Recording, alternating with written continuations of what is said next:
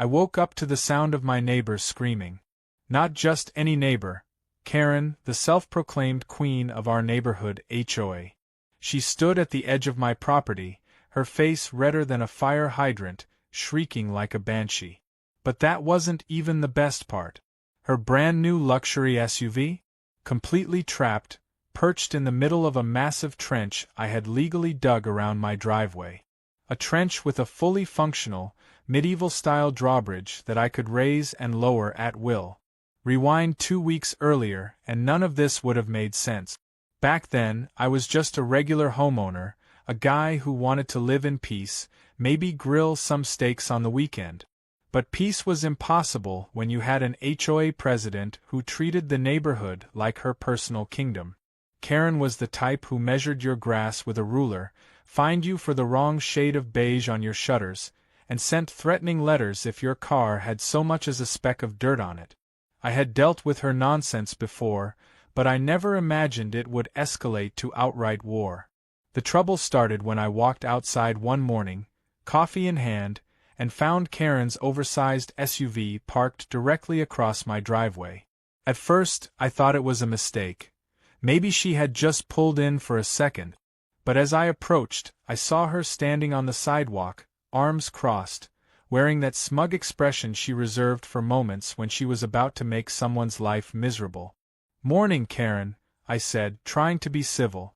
"Your car's blocking my driveway." She smiled like a cat watching a trapped mouse. "Oh, I know," she said sweetly. "It's HOA business. We've had some complaints about your driveway." I blinked. "Complaints? From who?" "That's confidential," she said, waving her hand dismissively. "But we've decided your driveway doesn't comply with HOA standards."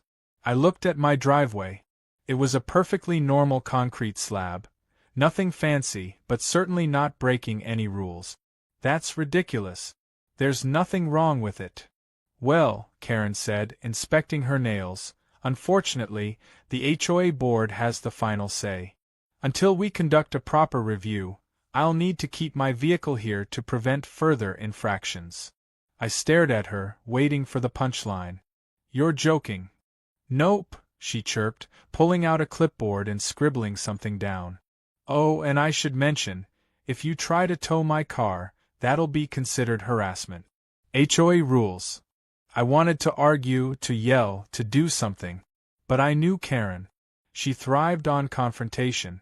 She wanted me to lose my temper so she could slap me with more fines and complaints.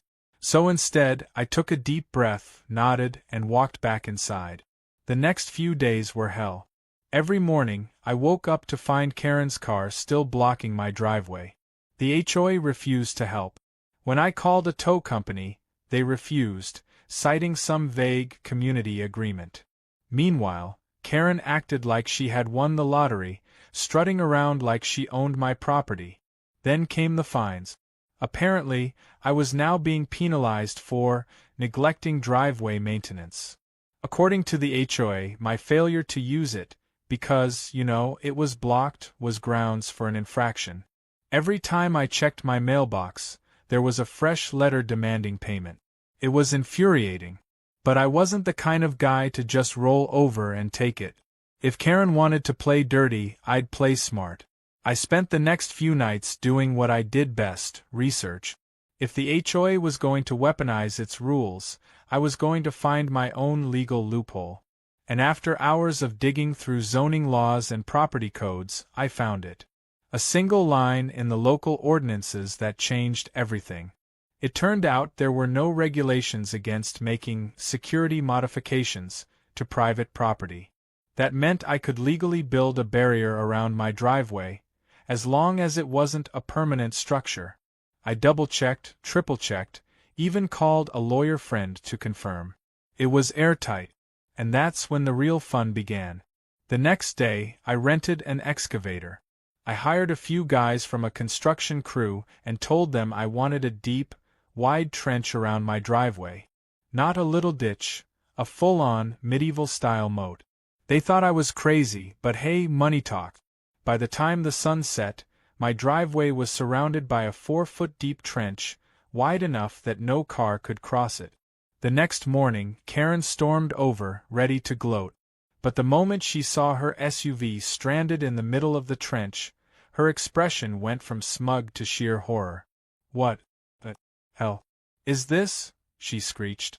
"Oh, just some security modifications," I said, barely suppressing my grin.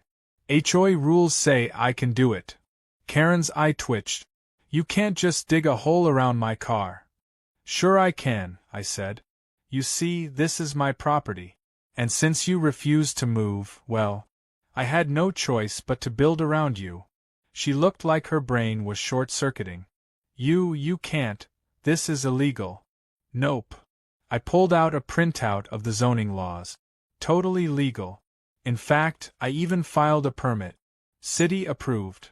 Karen's jaw clenched so tight I thought her teeth might crack. "You're going to regret this," she spat. "The HOA will not allow this." I shrugged. "Guess we'll see." I walked back inside, leaving her standing there, fuming. The best part? I wasn't done yet. The trench was just the beginning. If Karen thought this was over, she was in for the shock of her life. Because I had just started designing the drawbridge. The next morning, I woke up to the sound of furious banging on my front door. I already knew who it was before I even checked the peephole. Karen was standing there, looking like she had spent the night plotting my destruction. Her face was red, her fists clenched, and the moment I opened the door, she jabbed a perfectly manicured finger at my chest. "You need to fill that hole in. Right now," she seethed. I took a slow sip of my coffee, enjoying the way her eye twitched at my lack of urgency. "Oh, you mean the trench?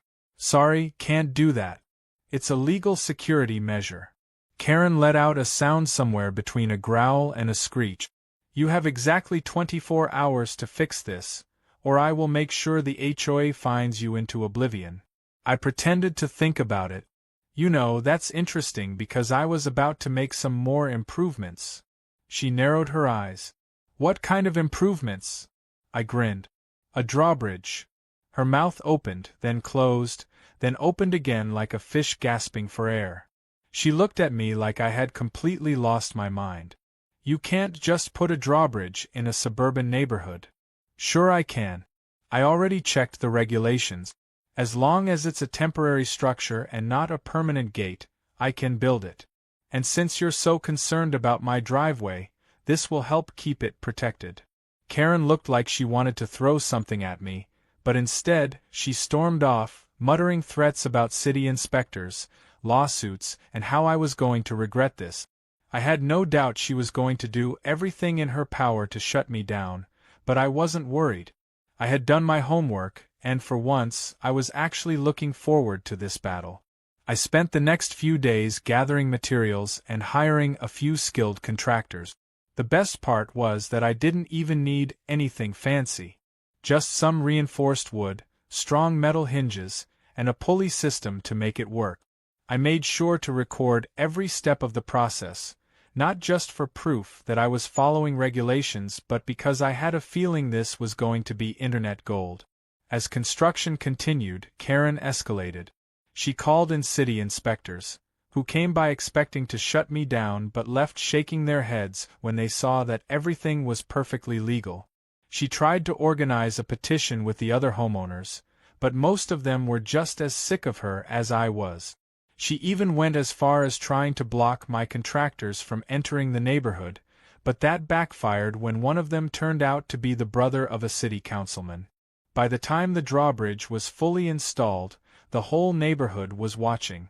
It was a thing of beauty, a sturdy wooden platform, controlled by a simple pulley system that allowed me to raise and lower it whenever I pleased. I gave it a test run, pulling the rope and watching with satisfaction as the bridge lifted, leaving my driveway completely inaccessible. Karen, of course, lost her mind. "This is insane. You can't have a medieval fortress in the middle of the neighborhood," she screamed. "It's not a fortress. It's a security feature," I said. "You know, for protecting my property. HOA rules encourage security improvements." She let out a strangled noise and stomped away. I thought that was the end of it. I was wrong. Later that night, I was woken up by the sound of rustling outside. I peeked through my blinds and saw Karen creeping around the edge of my trench with a flashlight. She was inspecting the drawbridge, probably looking for a way to sabotage it. I grabbed my phone and started recording. "Looking for something, Karen?" I called out. She whirled around, nearly losing her balance. "I was just making sure this ridiculous thing isn't a hazard." "You mean trespassing?" I said. "Because that's what it looks like to me." She scowled but quickly composed herself. "I'm on the HOA board. I have the right to inspect potential violations." "That's funny because last time I checked, the HOA doesn't own my property," I said. "But don't worry, I'll be sending this video to my lawyer. And maybe even posting it online. I'm sure the internet would love to see the HOA president sneaking around private property in the middle of the night." Her face drained of color, and without another word, she turned and hurried back to her house. The next morning, the neighborhood was buzzing. Word had spread about Karen's midnight snooping, and people were starting to turn against her. She tried to spin it, claiming she was just doing her job, but no one was buying it. Meanwhile, my story was gaining traction online. The video of the trench and drawbridge had gone viral, with thousands of comments praising me for standing up to HOA tyranny. Karen must have realized she was losing ground because she switched tactics. If she couldn't beat me with rules, she was going to make my life miserable in other ways. The fines kept coming, ridiculous ones like unauthorized modifications to property and creating an unsightly structure. She even convinced a few of her remaining HOA loyalists to file noise complaints, despite the fact that construction had already ended. But I was ready for her. I had been quietly gathering evidence of her abuse of power, including records of her misusing HOA funds for personal expenses. It wasn't hard to find. Turns out, she wasn't nearly as careful with paperwork as she was with enforcing her petty rules. I compiled everything into a neat little folder, ready to strike when the time was right. The final showdown came during an emergency HOA meeting that Karen had called to discuss my so-called violations. The moment I walked in, I could tell she thought she had won. She sat at the head of the table with a smug smile, ready to deliver her verdict. "We've decided that your modifications are in violation of the community standards," she announced. "You'll need to remove them immediately, or you will be facing legal action." I smiled, pulling out my folder and placing it on the table. "That's interesting, because I've found some violations of my own." She frowned. "What are you talking about?" I opened the folder and started listing her misdeeds: fraudulent fines, misuse of HOA funds, intimidation tactics against homeowners. The more I read, the paler she got. "You're lying," she hissed. "I have proof," I said. "And I'm willing to take this to the authorities." Silence filled the room. The other board members, most of whom had been too scared to stand up to her before, suddenly looked very interested in what I had to say. Within minutes, Karen was voted out as HOA president. By the end of the week, an investigation into her shady dealings had begun.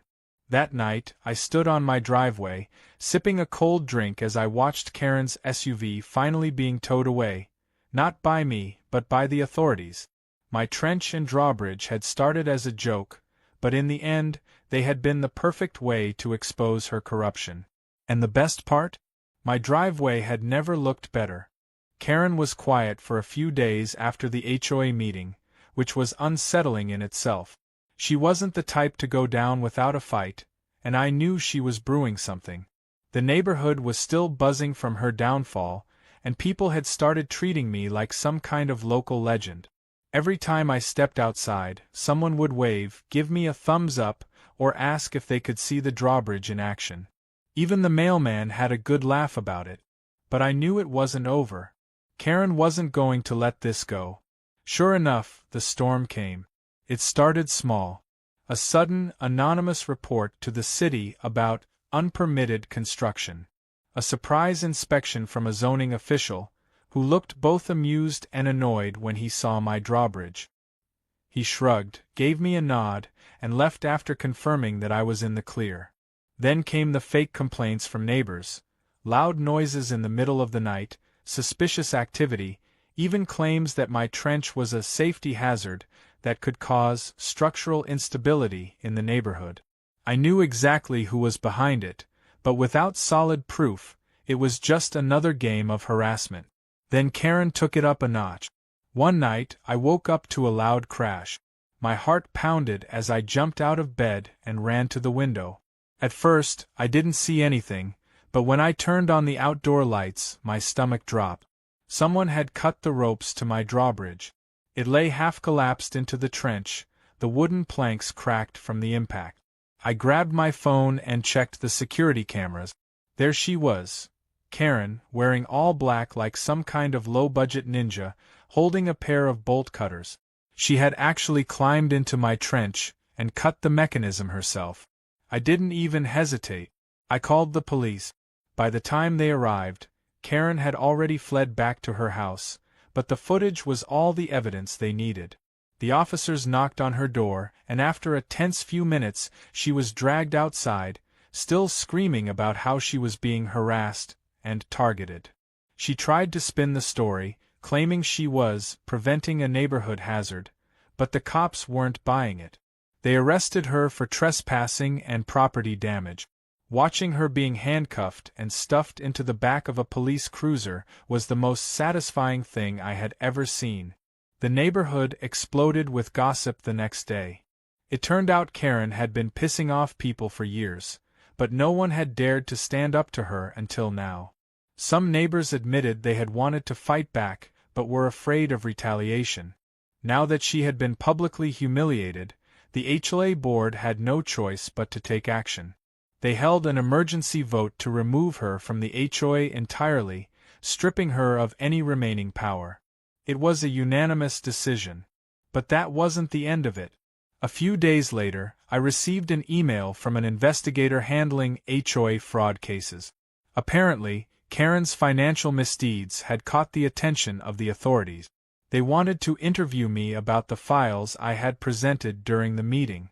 I handed over everything, every fine she had wrongfully issued, every shady financial transaction I had uncovered. Within a week, the investigation turned into a full-blown legal case. Karen wasn't just a petty tyrant, she was a full-on scam artist. She had been skimming HOA funds for years, using them to fund personal vacations, luxury purchases, and even some suspicious offshore accounts. When the news broke, the neighborhood lost its mind. People who had once feared her were now openly mocking her. Some even put up "free at last" banners on their houses.